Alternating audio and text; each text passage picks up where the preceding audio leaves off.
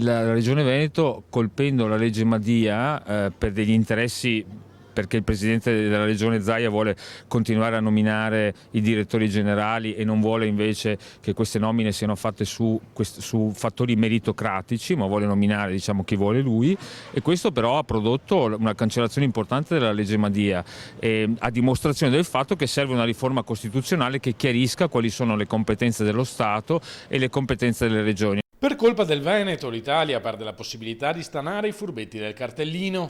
Questa è l'interpretazione del deputato democratico Alessandro Zana alla vicenda del ricorso contro la legge Madia presentato e vinto da Palazzo Balbi.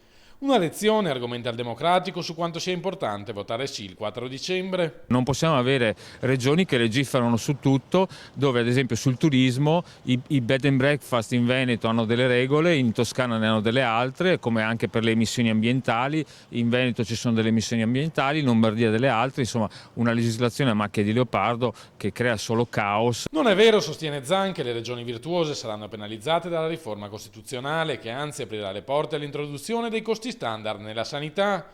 Una battaglia che il Veneto combatte da anni. Una siringa non può costare 20 euro in Calabria e 5 euro in Veneto. Questa riforma consentirà appunto di avere la stessa spesa per lo stessi medicinali, per lo stesso materiale in tutte le regioni, dando anche più spazio di autonomia a quelle regioni come ad esempio il Veneto, che ha i conti a posto da un punto di vista del bilancio e che potrà negoziare maggiori spazi di autonomia con lo Stato.